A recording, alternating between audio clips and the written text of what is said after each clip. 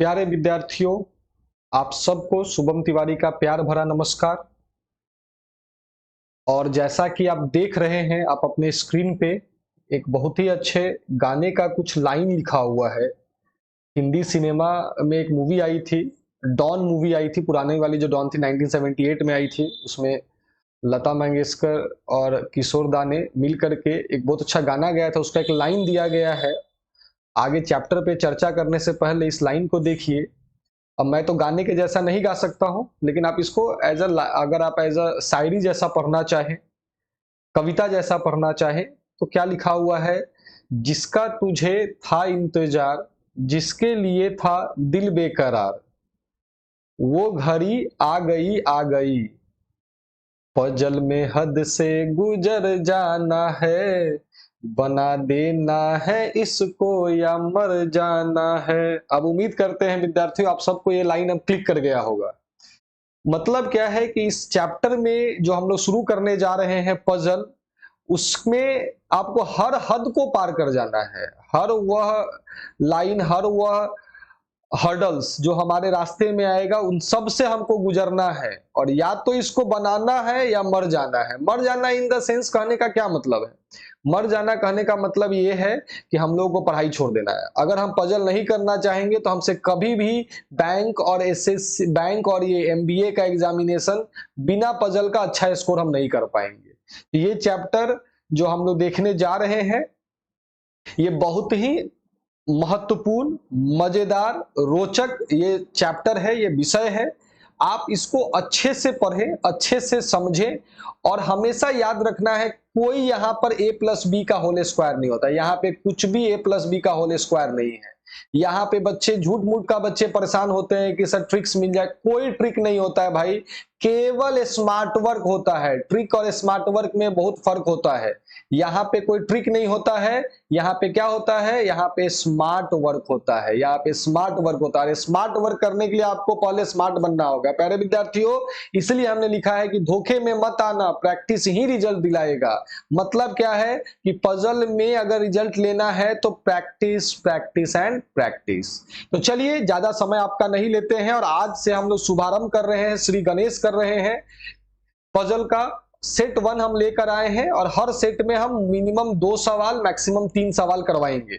क्योंकि पजल का जो होता है वो आपको समझाना पड़ेगा, हमको एक एक चीज समझाना पड़ेगा। इसलिए आप ध्यान से बस पैटर्न को समझे कि पजल आता कैसे है, कैसे बनाते हैं। तो चलिए, आज पहला सेट है, तो सवाल बनाने से पहले हम लोग क्या करते हैं, हम लोग थोड़ा सा बेसिक्स पे चर्चा कर लेते हैं पजल के, कि पजल बनाने के समय किन किन बातों का हमको ख्याल रखना चाहिए। तो देखिए, जब भी पजल आप बनाने जाएं, कोई भी पजल रहे, तो सबसे पहला आपका स्टेप क्या होना चाहिए? स्टेप 1। तो स्टेप 1 क्या होना चाहिए कि जो पजल दिया गया है, मान लो यहां पर एक पजल आपको ऐसा करके, इसके बीच में पजल दिए गए, ऐसे ऐसे करके पजल दिए गए। तो आपका पहला काम क्या होगा कि जो फर्स्ट 4-5 लाइन होगा, जो फर्स्ट 4-5 लाइन होगा या जो पहला पैराग्राफ होगा, उसको ध्यान से देखना है। तो सबसे पहले चीज हमारा क्या है? तो रीड फर्स्ट पैराग्राफ। पैराग्राफ सबसे पहले पहला पैराग्राफ को ध्यान से पढ़िए, एकदम एकदम इनोसेंटली, ईमानदारी पूर्वक, ऑनेस्टली उसको पढ़िए। इसके पढ़ने से क्या फायदा होगा, सो देखो। इसको पढ़ने से फायदा ये होगा आपको कि पहला पैराग्राफ से आपको 2-3 चीज मिल जाएंगे। सबसे पहले ये पता चलेगा कैसा पजल है। सबसे पहले ये पता चलेगा कि कैसा पजल है, कैसा ये पहेली दिया गया है। पजल का मतलब क्या है?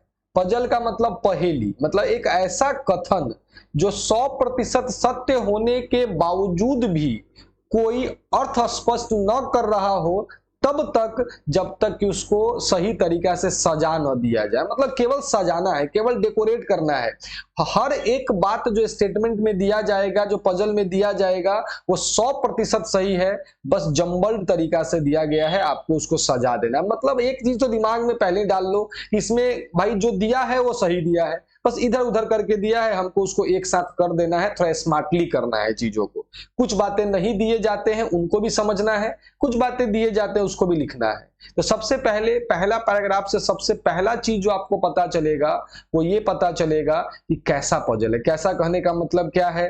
वो पजल बॉक्स वाला पजल है, वो पजल कार्ड वाला पजल है, वो पजल डे मंथ वाला पजल है, वो पजल डेट ऑफ बर्थ वाला पजल है। बहुत सारा पजल का टाइप होता है, या नॉर्मल पजल है, कोडेड पजल है। क्या है, आपको ये चीज पहला पैराग्राफ से सबसे पहला चीज ये पता चलता है कि कैसा पजल है। तो जब भी पजल बनाने जाए तो सबसे पहले फर्स्ट पैराग्राफ को थोरोली पढ़िए। देन दूसरा चीज, पहले पैराग्राफ से एक बात और पता चलता है कि वो कितने वेरिएबल्स का पजल है, कितने वेरिएबल्स का पजल है, या कितना डेटा का पजल है। 2 डेटा दिया गया है, केवल नाम और जगह अरेंज करना है, कि 3 डेटा दिया गया, नाम भी अरेंज करना है, जगह भी अरेंज करना है, कौन सा उनको फ्रूट्स पसंद है ये भी अरेंज करना है। 3 डेटा हो गए। कभी कभी 4 डेटा हो गया कि कौन से दिन को वो घूमने जाते हैं ये भी बतलाना है आपको। तो यहां से दूसरा पॉइंट ये होता है, जब भी आप पजल बनाने जाते हैं तो सब दूसरा पॉइंट ये होता है कि आपको ये पता चल जाता है फर्स्ट पैराग्राफ से स्टेप 1 में कि कैसा पजल है और कितने डेटा का, कितने वेरिएबल्स का पजल है, इतना पता चल गया। तीसरा चीज और क्या पता चलेगा? तीसरा और ये आपको स्टेप 1 के बाद पता चल जाएगा कि क्या क्या कंडीशंस दिए गए हैं। पजल में कुछ शर्त भी दिए जाते हैं कि at least 2 person travel in each car, मतलब कम से कम 2 आदमी हर गाड़ी में रहेंगे, मतलब कम से कम 2 रहेंगे, मैक्सिमम 2 3 4 5 हो सकते हैं। कभी कभी देगा कि एटलीस्ट 2 मैक्सिमम 3, मतलब कम से कम 2 लोग रहेंगे, ज्यादा से ज्यादा 3 लोग रहेंगे। तो यहां से एक चीज और पता चलता है कि शर्तें क्या क्या दी गई हैं, कंडीशंस क्या क्या दी गई हैं। तो देखिए पहला पैराग्राफ पढ़ने से हमको क्या क्या पता चल गया, कैसा पजल है, कितने वेरिएबल्स का है और कौन कौन से कंडीशंस दिए गए हैं। ये जब आपको पता चल जाए, इतना जब हो जाए, इसके बाद जो बात आपको ध्यान में रखना है, अब स्टेप 2 क्या करना है हम लोगों को। अब सवाल है कि स्टेप 2 हम लोग में क्या करना है हम लोगों को। स्टेप 2 में हम लोगों को क्या करना है, सिंपल सा है।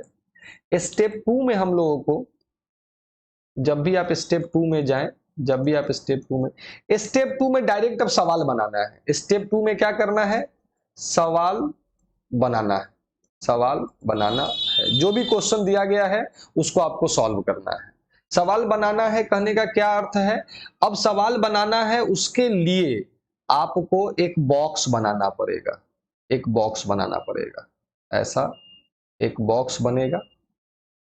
मान लीजिए कि अगर वो 2 डेटा का पजल है, 2 वेरिएबल्स का पजल है, तो हम लोग 2 बॉक्स बनाएंगे। 2 वर्टिकल बॉक्स, 2 लंबवत बॉक्स हम लोग ऐसे बना देंगे।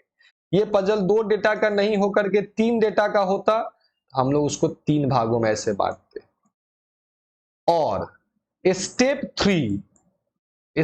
3 और मोस्ट इंपॉर्टेंट ये स्टेप होता है, सबसे महत्वपूर्ण स्टेप 3 है। वो क्या होता है, वो होता है बेस लेना। बेस लेना, बेस लेना। देखो कोई भी पजल बनाने के लिए आपको क्या करना होगा, आपको बेस लेना होगा। बेस लेने का मतलब क्या होता है, जितना मान लो 3 वेरिएबल्स का पजल था, हमको मान लो कि अरेंज करना था नेम, फिर अरेंज करना था प्लेस, और फिर अरेंज करना था कलर। मतलब सवाल में ऐसा दिया हुआ था कि 8 लोग हैं, नाम दिया हुआ है ABCD, वो 8 अलग अलग जगह पे 8 अलग अलग कलर के कार से घूमने जाते हैं। अब आपको यह बताना है कि कौन सा व्यक्ति किस जगह जाता है और कौन से कलर के कार से घूमता है। आगे क्वेश्चन भी देखेंगे हम लोग, अभी थोड़ा सा आपको जानकारी दे रहा हूं। अब ये 3 डेटा जो दिया गया है, इस 3 डेटा में से किसी एक डेटा को पहला बॉक्स में लेना होगा, और यही चीज होता है कि किसको बेस लिया जाए। देखो कुछ भी लिख दोगे, वो 8 आदमी का नाम A to H दिया है, ABCD ऐसे नीचे नीचे नीचे करके लिख दोगे, या प्लेस दिया हुआ है दिल्ली, मुंबई, कलकत्ता, हैदराबाद, पटना, उसको नीचे नीचे लिखो, या कलर रेड ब्लू येलो दिया गया उसको नीचे नीचे लिखो, सवाल बनेगा। इस तीनों में से किसी को भी तुम बेस लोगे, क्वेश्चन बनेगा। बट इंपॉर्टेंट है जल्दी कैसे बनेगा, और यही जो बेस लेना है यही हम आपको सिखलाएंगे। हर सवाल बहुत सारा पैटर्न आपको बताएंगे। आजकल बहुत सारे लोग यूट्यूब पर मैं देख रहा हूं, कुछ लोग बच्चों को भ्रमित कर रहे हैं, पार्टिकुलर कोई कोई क्वेश्चन ले लेते हैं और उसको कोई कोई मेथड एक नाम दे दिया और उसके अनुसार बैठा देते हैं। परीक्षा में बच्चे से बनता नहीं है। क्यों नहीं बनता है? क्योंकि बच्चा बेसिक्स भूल गया है, बच्चा ट्रिक्स ढूंढ रहा है। भाई रीजनिंग है, रीजनिंग का भी puzzle, sitting arrangement, analytical reasoning, ये सब पूरा का पूरा आपके प्रैक्टिस पे डिपेंड करता है। तो हम लोग पूरे चैप्टर में, पूरा ये जो सीरीज चलेगा, सेट चलेगा, हर सेट में केवल हर तरह तरह के सवाल देखेंगे। साथ ही साथ हम लोग हमेशा बेस लेना सीखेंगे कि कैसे सवाल, कौन सा सवाल में कौन सा बेस लिया जाए। जैसे इस सवाल में मान लो हमको प्लेस बेस लेना पड़ता, तो हम लोग यहां पर एक ऐसे लाइन खींचते, यहां पे लिख देते प्लेस। अब उसके बाद जो भी है नेम या कलर जो भी ऐसे लिख देते। अब 8 है तो ऐसे नीचे नीचे ऐसे ऐसे करके 8 बॉक्स हम बना देते। उन 8 लोगों के लिए हम 8 बॉक्स यहां बनाते और फिर क्वेश्चन को सॉल्व करते। ये पजल बनाने का बेसिक तरीका है जो सब लोगों को फॉलो करना चाहिए। तो चलिए हम लोग सवाल की तरफ बढ़ते हैं। इतना ही पजल में जानना है। हाँ, इसके अलावा अगर थोड़ा सा और जानकारी लेना चाहते हैं, एक चीज का और जानकारी आप लोग ले लीजिए। अगर आप ये नहीं जानते हैं तो ये आपके लिए बहुत इंपॉर्टेंट होने जा रहा है। यह चीज, ये इंग्लिश का है। अगर आपको लैंग्वेज पे कमांड है तब तो आपको जरूरत नहीं है। हु का प्रयोग, हु को हिंदी में क्या कहा जाता है? जो। देखो, हु का प्रयोग कब किया जाता है? याद रखना, it is always used for the last person. It is always used for the last person. Example देते हैं, तुरंत समझ में आपको आ जाएगा। एग्जाम्पल है, A is sitting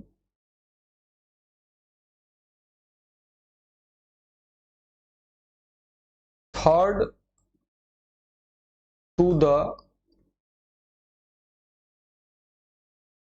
right of B, comma, who is second to the left of C, ऐसा दिया हुआ है।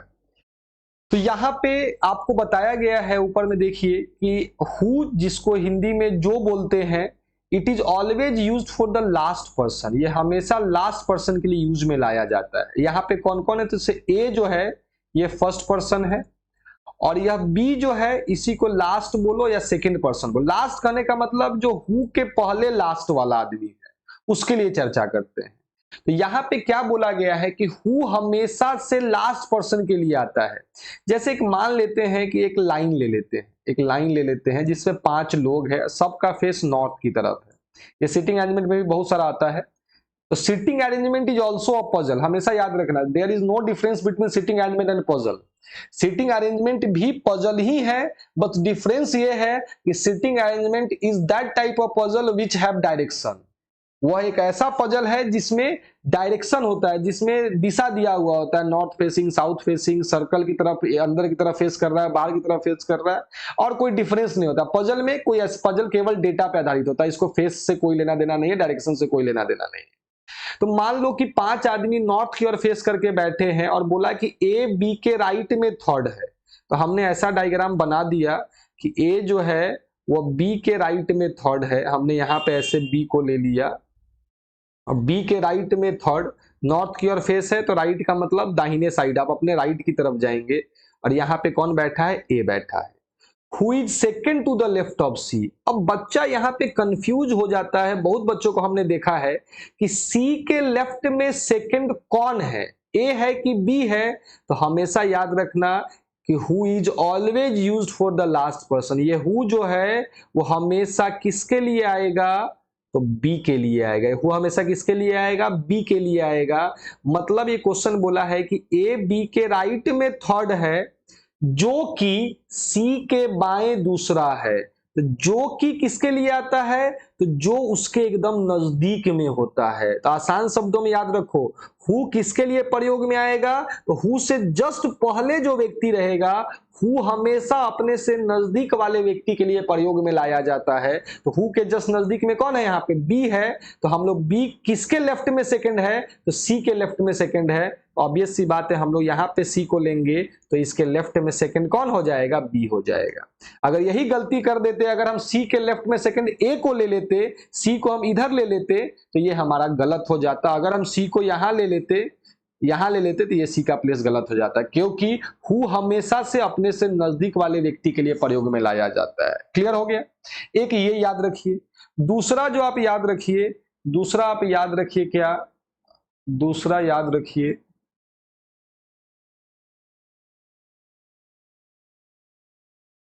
एक मिनट, दूसरा आपको जो याद रखना है, सिंपल सा चीज याद रखना है आपको, कि ये याद रखना है, यूज ऑफ एंड और बट। एंड और बट, इसको हिंदी में क्या कहा जाता है, तो और, तथा, लेकिन, किंतु, परंतु, एवं, ये सब इसको हिंदी में कहा जाता है। It is always used for the first person, it is always used for the first person. अब जैसे समझिए, यहां पे एक एग्जांपल लेते हैं।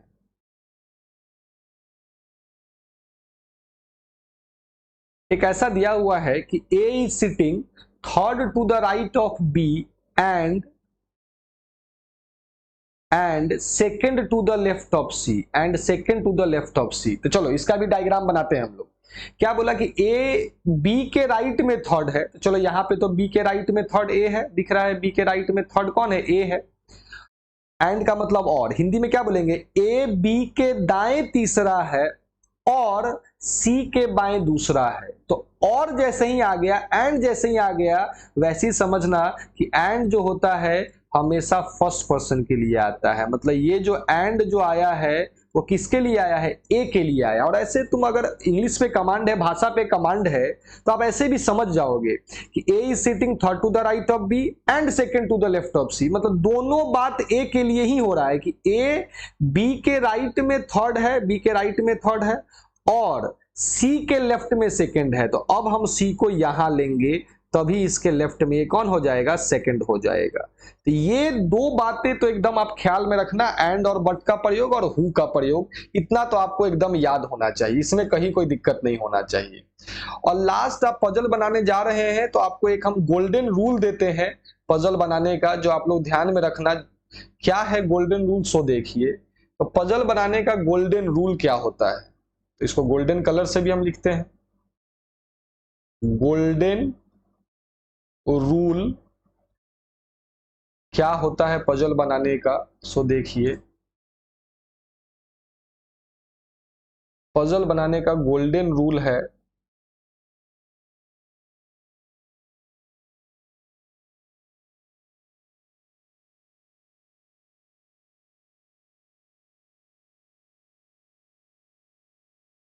Lots of practice. पजल बनाने का गोल्डन रूल क्या है, लॉट्स ऑफ प्रैक्टिस। पजल अगर बना रहे हो तो एक ही रूल याद रखो, lots of practice. The more time you will give the less time it will take. बस सिंपल याद रखना, जितना ज्यादा समय इसको दोगे उतना कम समय ये आपसे लेगा एग्जामिनेशन में। तो चलिए अब हम लोग पजल के क्वेश्चंस की ओर बढ़ते हैं। तो पहला सवाल जो हमारे सामने है, यहां से हम लोग पजल बनाना सीखेंगे भी। तो देखिए पहला क्वेश्चन जो हमारे सामने है वो कौन सा है। तो एक पजल आपके सामने अभी दिख रहा होगा। अब हम लोग स्टेप 1 क्या पढ़े थे कि सबसे पहले हम लोग क्या करते हैं, तो हम लोग पहला पैराग्राफ जो दिख रहा है तुम लोगों को, ये जो फर्स्ट पैराग्राफ आप लोगों को दिख रहा है, इसको हम लोग क्या करेंगे, पहले पढ़ेंगे। A private bank deputed 8 of its manager PTD EJKQM&R to different cities, Bangalore, Delhi, Chennai, Hyderabad, Jaipur, Cochin, Pune and Ahmedabad for marketing of 3 different products, that is X, Y and Z. The order of manager, cities and products is not necessarily in the same order. Each product is marketed in not less than 2 cities and not more than 3 cities. अब देखिए ये question में, अब हम लोग पहला paragraph पढ़ते थे तो सबसे पहले देखते थे कैसा पजल है। तो ये पजल नॉर्मल पजल है जो एकदम एवरेज पजल आता है। कितने वेरिएबल्स हैं? तो 3 वेरिएबल्स है। नाम दिया गया है, सिटीज का नाम दिया गया है, और वो लोग डिफरेंट प्रोडक्ट का मार्केटिंग भी करते हैं। मतलब हम लोग को यहाँ पे 3 चीज अरेंज करना है, 3 डेटा अरेंज करना है। अब सर ने क्या बोला कि सबसे पहले जब पता चल जाए कितना डेटा अरेंज करना है तो उतना आप लोग सबसे पहले बॉक्स बना लो। सबसे पहले क्या करो, उतना वर्टिकल बॉक्स बना लो। चलो यहाँ पे भी हम लोग बॉक्स बनाते, 3 बॉक्स हम लोग को बनाना है। 3 बॉक्स बनाइए इस प्रकार से।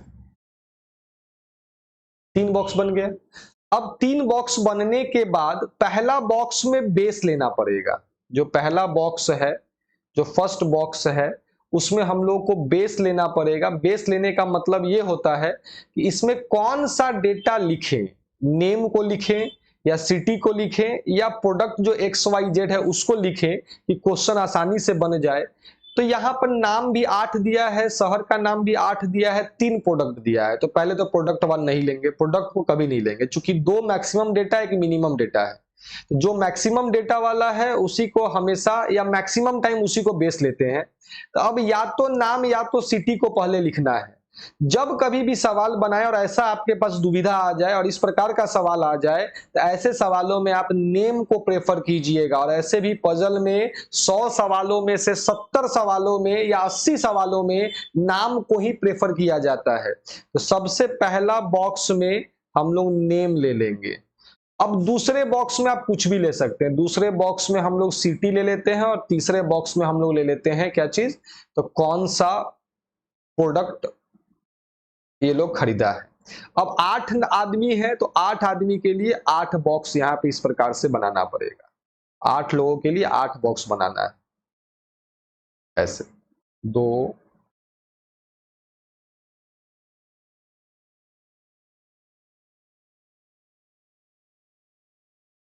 8 लोगों के लिए आपको क्या करना है, तो 8 इस प्रकार से बॉक्स आप लोगों को बनाना है। अब क्या करना है, बॉक्स आपने बना लिया। बॉक्स बनाने के बाद आपको क्या करना है, तो यहां पे जो नाम दिया गया है उन सारे नाम को यहां पर लिख दीजिए। हमारे पास नाम कौन कौन से हैं, तो P है, T, D, E, J, Q, M and R। ये सबसे पहला काम। ये अगर इतना आपने सही से कर लिया तो आप समझ लो, अगर आपने बेस सही से ले लिया तो आपने 40% पजल तो वहीं पे आपने सॉल्व कर लिया। अब हमको क्या करना है, सिटी और प्रोडक्ट पे तो जाएंगे, लेकिन उसके पहले हम लोग को याद होगा कुछ कंडीशंस दिए गए थे।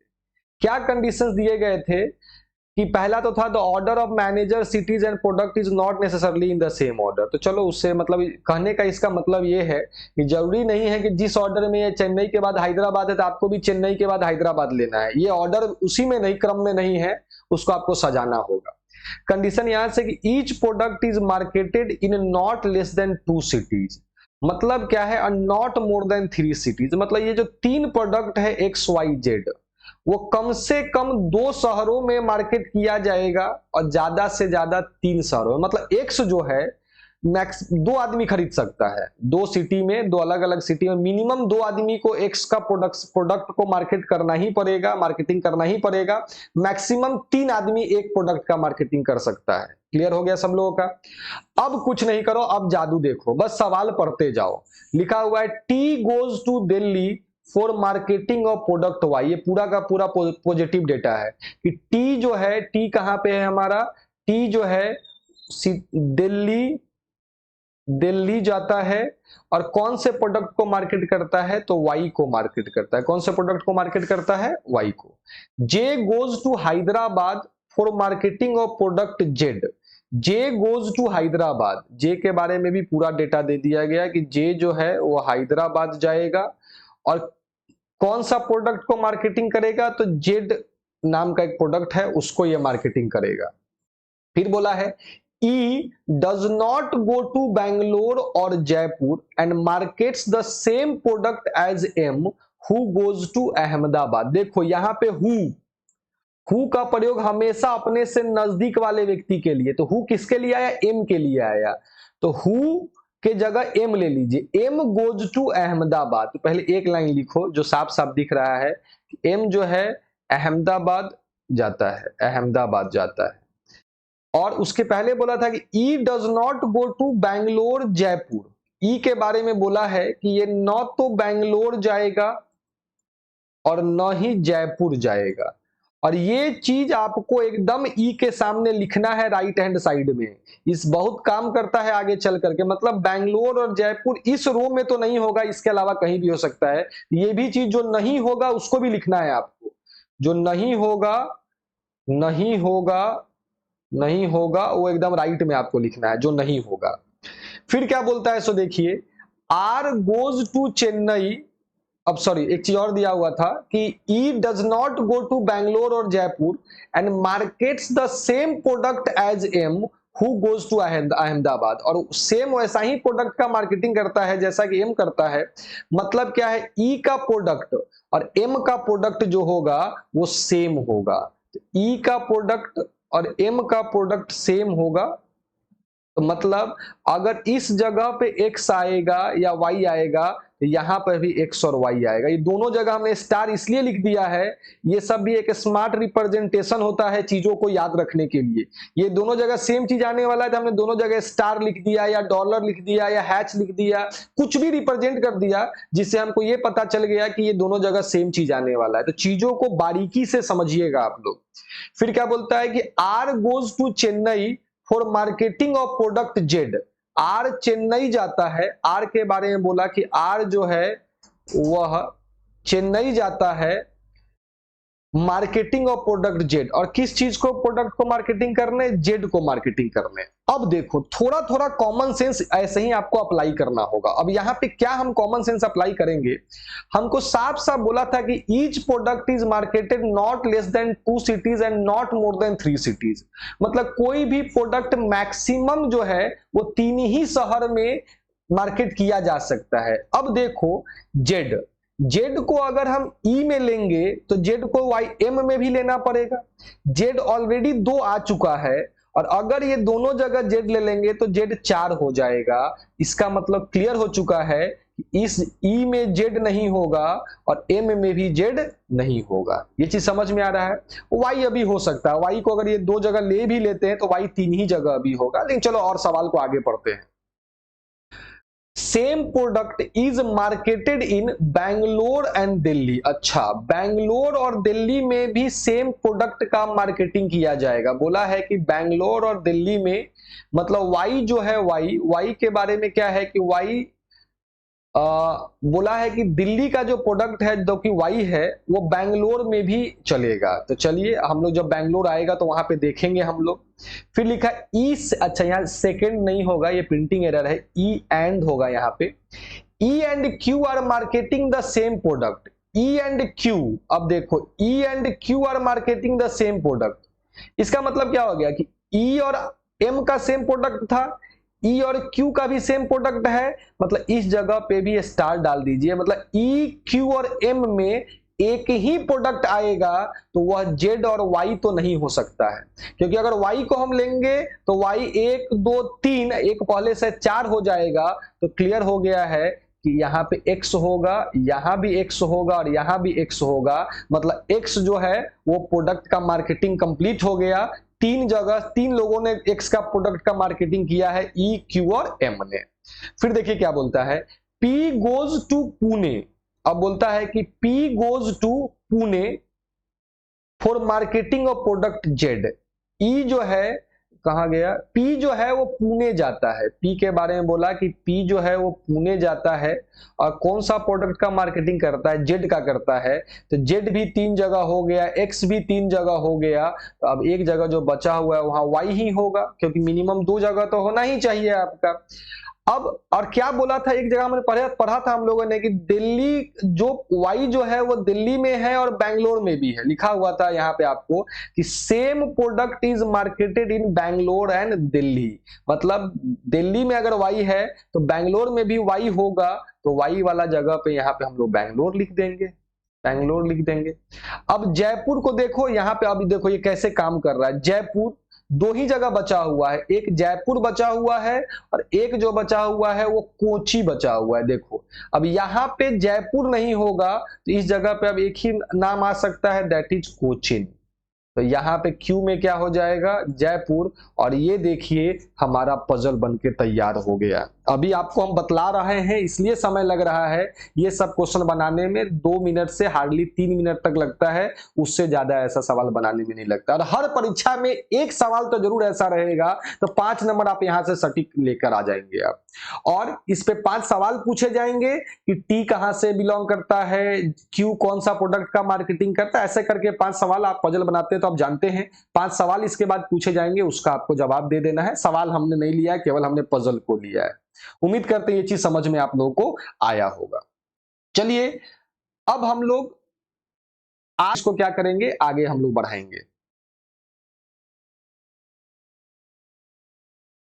देखिए अगला सवाल क्या है, अगला सवाल देखिए क्या है। अब इस क्वेश्चन को थोड़ा ध्यान से देखिए, यहां पे दिया गया है कि 8 members A B C D E F G and H belonging to 3 different families X Y and Z go for weekend outing in 3 different cars 1 2 and 3 4 out of the 8 members are females. Members of any one family travel in different cars. Each car has at least one male and one female member and each family has at least 2 members. अब इस सवाल में क्या क्या data है हमारे पास, तो सबसे पहले 3 डेटा है कि कौन सा व्यक्ति किस परिवार से है और किस कार में घूमने जाता है। ऐसे सवालों को बनाने से पहले अब आपको देखिए 8 आदमी 3 परिवार से है और 3 गाड़ी में घूमने जा रहा है। एक तो आपको हमने मास्टर रूल बता दिया कि आप ऐसे 3 बॉक्स आप इस प्रकार से बनाइए, 3 बॉक्स बनाइए। पहले बॉक्स में नेम ले लीजिए, फिर कार ले लीजिए और फिर ये क्या ले लीजिए आप लोग, फैमिली ले लीजिए एक्स वाई जेड। और अब इसको 8 ऐसे ऐसे बॉक्स बना करके और इसके अनुसार सॉल्व कीजिए कि कौन जगह पे आएगा। ये एकदम निश्चित तौर पे इस प्रकार से भी बन जाएगा। लेकिन ऐसे सवालों को उस प्रकार से नहीं बनाना है। यही चीज हम बताए हैं कि हर सवाल को बेस कैसे लेना है, ये सबसे महत्वपूर्ण होता है और वही चीज हम आपको सिखलाएंगे। देखिए आप घर पे जाके प्रयास करना, दोनों में लगा हुआ समय में आपको अंतर आ जाएगा। इस क्वेश्चन में क्या है, तो 2 मिनिमम मतलब एक्स वाई जेड 1 2 3 मतलब 2 ऐसा डेटा है यहाँ पे, जो मेजोरिटी है वो 3 डेटा वाले का ज्यादा है। 3 लोगों का जो है 3 नंबर का जो डेटा है उसका मेजोरिटी ज्यादा है। यहाँ पे 8% एक ही है आपको।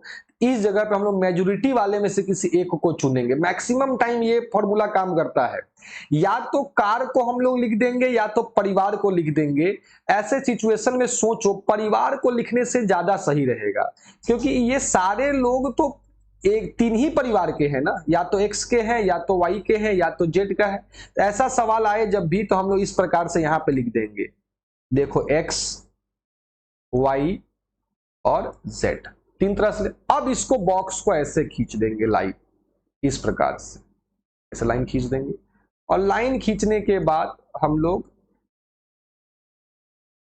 अब चूंकि आपको यहां पे ये भी बताना है क्या चीज कि कौन सा व्यक्ति किस गाड़ी में घूमने जाता है।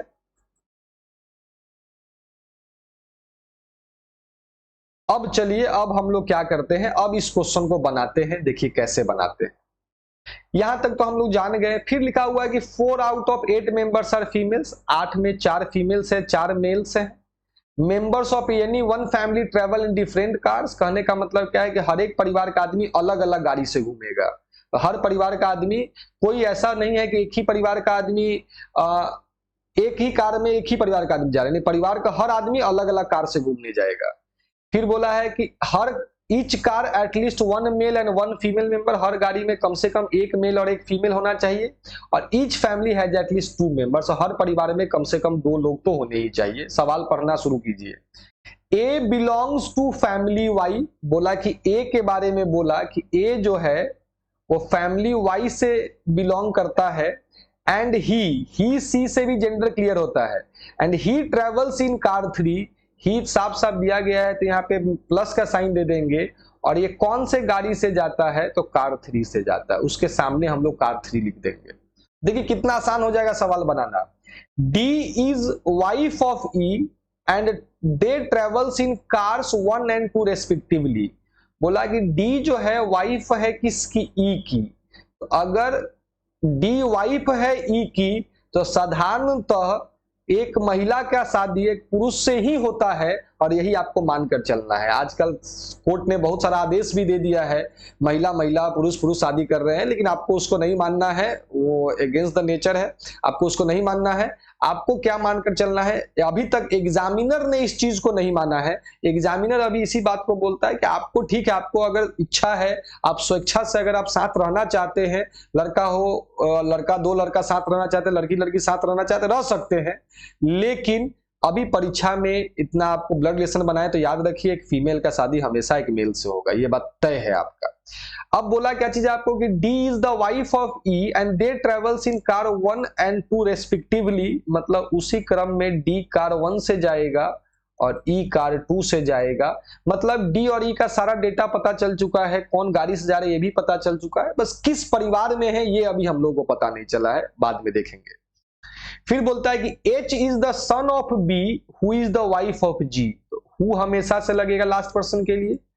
And they belongs to family Z, मतलब क्या है कि H, B और G। अब देखो H, B और G के बारे में बोला कि H, B और G ये तीनों फैमिली Z से बिलोंग करते हैं, ये तीनों फैमिली Z से बिलोंग करते हैं। H बेटा है B का, तो H एक मेल मेंबर होगा तो प्लस साइन दे देंगे। फिर बोला है B who is the wife of G, मतलब B पत्नी है G की, तो यहां इस प्रकार से हो जाएगा। क्लियर हो गया हम लोग। फिर देखिए क्या बोलता है, C is the daughter of F who is the wife of A, मतलब हु हटा देंगे तो F वाइफ है किसकी, A की। A की वाइफ कौन है, F, तो यहां पे ऐसे माइनस कर देंगे। और बोला कि C is the daughter of F, और F की डॉटर कौन है, तो C है। F की डॉटर कौन है, तो C है। अब हम लोग को एक चीज आप लोग को याद आना चाहिए कि हर परिवार में लिखा होता है each family has at least 2 members. तो हर, अब 8 ही आदमी है, 3 और 3 6 लोग हो गया है, X में यही 2 आदमी ना आएगा। कौन कौन, तो D और E, क्योंकि हर परिवार में 2 आदमी है ही, और हर आदमी अलग अलग कार से जाता है। तो यहां भी दिख भी रहा है कि डी कार 1 से जाता है तो ई कार 2 से जाएगा। चलिए सी, अब आगे बोलता है कि C travels in car 2, C car 2 से ट्रेवल करता है। अब ऐसे भी हर पर एक परिवार का आदमी अलग अलग गाड़ी से है तो ये कार 1 हो जाएगा आपका। G does not travel with F, और G F के साथ नहीं है, मतलब G कार 1 में नहीं है, G कार 1 में नहीं है, G F के साथ नहीं है, मतलब कार 1 में G नहीं है। और हर कार में लिखा हुआ तो हर लाइन का एक वैल्यू होता है, हर कार में each car at least 1 male and 1 female member. Her car में कम से कम एक मेल और एक फीमेल तो होना ही चाहिए। लेकिन तुम कार 1 में देखो, कार 1 में यहां देखो, कार 1 में एक फीमेल, कार 1 में एक फीमेल, अभी तक मेल नहीं आया है। और कार 1 के लिए मेल के लिए 2 ही जगह था, H जाता या G, लेकिन G 1 में जाएगा नहीं, तो तय है कि 1 में कौन जाएगा, H जाएगा। अब देखिए कार 3 में देखिए एक मेल मेंबर आ चुका है, कार 3 में अभी तक एक ही आदमी आया है A, और वो भी मेल, तो एक फीमेल और चाहिए, तो B वह फीमेल हो जाएगी क्योंकि और कोई ऑप्शन बचाव नहीं है, ये कार 3 हो जाएगा। तो ऑब्वियस सी बात है, एक परिवार का आदमी अलग अलग कार से रहेगा तो G कार 2 में हो जाएगा। देखिए पजल बन गया कि नहीं बन गया। अब आप खुद, अब घर पे ये मत करो कि डायरेक्ट तुम इसी को फॉलो करो, अब घर पे जाना, जो हमने पहला मेथड बनाया था ABCD ऐसे नाम लिख करके, वो सवाल तो उसी मेथड से जल्दी बनता। लेकिन अगर इस क्वेश्चन को तुम अगर इस मेथड से बनाते तो ये बनता तो 100% तय है, लेकिन इसमें लगा हुआ समय और इसमें लगा हुआ समय, ये दोनों में डिफरेंस आ जाएगा। आप खुद से बना करके चेक कर लेना घर पे और मुझे कमेंट करके जरूर बतलाना कि आपको इसमें कुछ अंतर आ रहा है कि नहीं आ रहा है। तो प्यारे विद्यार्थियों, आज हम लोग पजल का आगाज किए हैं, अभी अंजाम तक जाने में इसको बहुत समय लगेगा। और याद रखना, ये ऐसा दरिया है जिसका कोई किनारा नहीं है, तब तक तैरना है जब तक मंजिल न मिल जाए। इसीलिए इसी शब्दों के साथ आज मैं क्लास को खत्म करता हूं, अपने वाणी को विराम देता हूं। फिर मिलते हैं अगले क्लास में। अब नए सवालों के साथ मुलाकात होगी। धीरे धीरे हर सेट के साथ लेवल, पैटर्न सब बदलता जाएगा। तो ट्यून रहे, क्वेश्चंस को देखते रहे, शेयर कीजिए, लाइक कीजिए और कमेंट कीजिए। Thank you so much. Bye bye. जय हिंद, जय भारत।